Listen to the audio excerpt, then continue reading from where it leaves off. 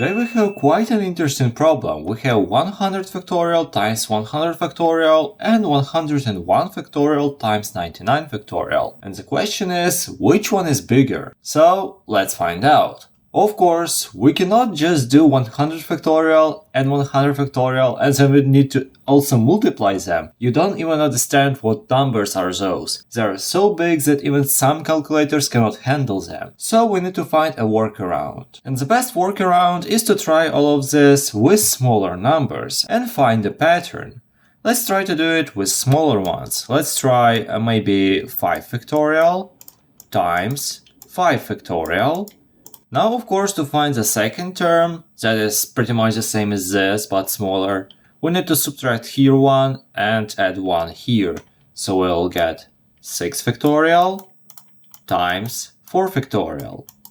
And now, if you don't know what factorial is, you are likely to find out after I show you this. 5 factorial is just 1 times 2 times 3 times 4 times 5. So we take all numbers from 1 to the number in the factorial and we just multiply them. Of course, we have another factorial here, so we need to kind of multiply them. We have multiplication, multiplication, and the same thing. 1 times 2 times 3 times 4, and of course times 5. Here we have 6 factorial, so we have numbers from 1, then 2, 3, 4, times 5, and of course times 6. This is the last number.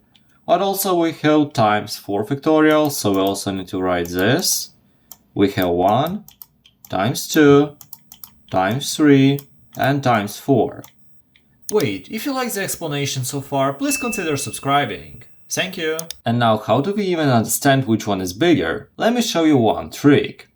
Look, the best way to find out which number is bigger is to write them in the form of a fraction. What do I mean by that? For example, we have 5 over 3.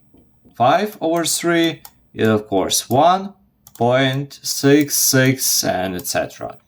If the number is bigger than 1, that means that the number in the numerator is bigger, and vice versa. So we also need to divide both of them. I will not rewrite this because this will be quite a long thing to rewrite all of that. Just imagine that we divide this over this. So that means that we can cancel numbers from here and from here. So if we do this, look, we have 1 here, 1 here, we can cancel them. Then 2, 2, 3, 3, 4, 4, 5, 5. Okay, well, now we have less numbers. Now we have 1 here, 1 here. 2 here, 2 here, 3 here, 3 here, 4, 4. And what does it mean? We are only left with 5 here and 6 here. So we can write this as 5 over 6.